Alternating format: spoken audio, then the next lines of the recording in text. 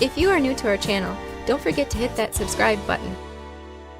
Let's get on the topic of the day, which is foliar feeding. And this is something that many people are not familiar with when it comes to the productivity and the health and growth of their plants. Right, definitely. I don't think people realize that this is something that is very beneficial for your plants, and it can be done throughout the season, especially right now. Well, what is foliar feeding? Let's address that term first. So foliar feeding is basically something you're going to spray on the leaves of your plants to give them a nice nutritional boost, and it allows for the plants to uptake the nutrients through their leaves. Now, one would choose to do this. People say, well, why don't you just pour it in the roots and let it go that way? That's what I would say. Yeah. I would say, why are you not just giving your plants really, really good soil and getting all the nutrients through the roots? And Holly, why is this? Why do we want to apply it in the roots, or apply it on the foliar feed instead of just putting it on the roots? Well, one of the reasons is that it absorbs the nutrients directly that way without having to go through the soil, so it's more of a direct contact to the plant. And also, if your soil has a bad pH or isn't very good soil, it allows the plants to absorb those nutrients without worrying about if your soil has that buffering capacity. Right, and you want to do this in the evening. The plants are more susceptible as the dew falls on the leaves. The plants kind of open up their pores, and they are able to absorb this. Now, you don't need to worry about, your squashes, your pumpkins, that type of thing, getting powdery mildew on it, because you're just going to put a mist on it. And this can be a variety of different nutrients in which you can put on the plant. And when you do this, you want to spray both sides of the leaves. So get yourself a Chapin sprayer. Yeah, an effective sprayer like Chapin. Question. Yes. Oh, no, it's not even a question. Okay. It's a comment. Okay. And Peggy, I'm going to let you kind of handle this, because we did a little research on this too, and there's some folks that like to do it in the morning. You guys say the evening. So what, we in checking the things that in anticipation coming in the show, we were checking on foliar spraying, and some folks say it's morning. So why do you say evening? They say that it's absorbed better with the evening dew and have a chance for it not to dry off as much overnight as opposed to in the morning, where the sun could absorb it faster or cause it to evaporate faster. Plants typically do a lot of their growing over the night period, so by giving that energy boost to them, or that nutrient, they can absorb it, not be stressed, and then also do their growth cycle as they normally do over the night period.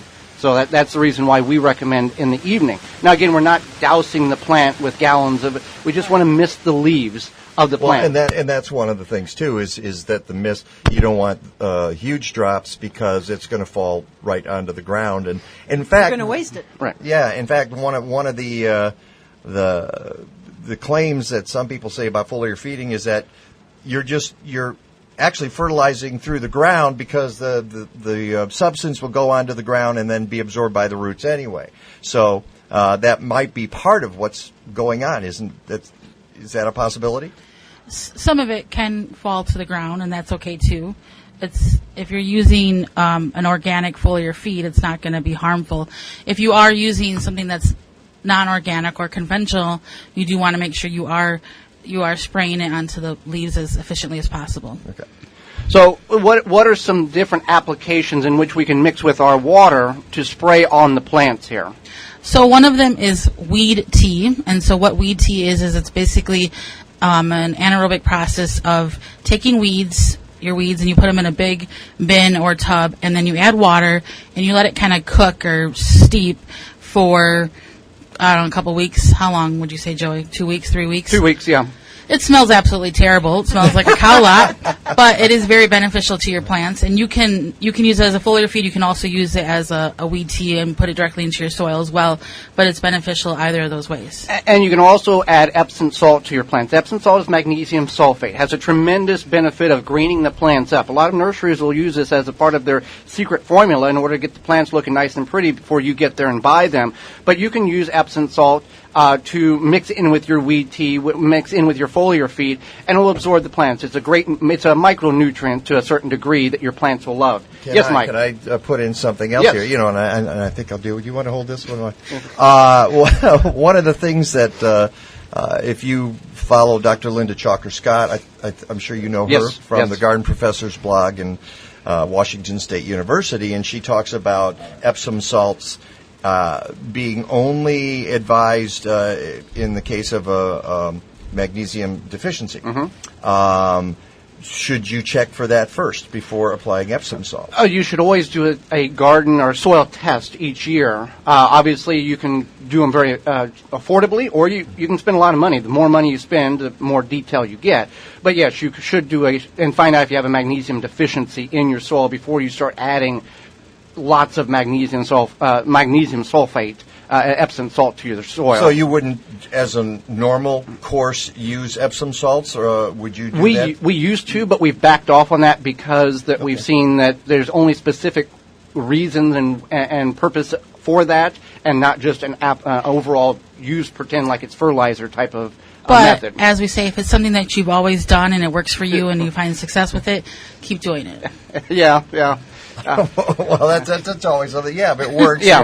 If it ain't broke, don't fix it. Okay, yeah. You can also use what else can we use? There are chemical products. Right, there are chemical products. Non-organic means that people use Miracle-Gro.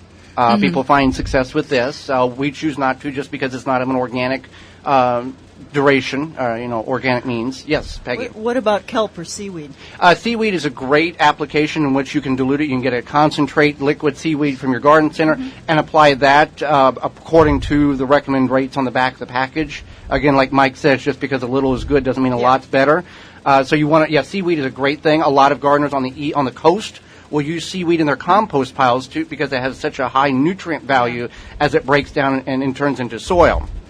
And as we kind of mentioned before, if you are going to go the non-organic method, you want to be mindful of how you're spraying it, how you're using it.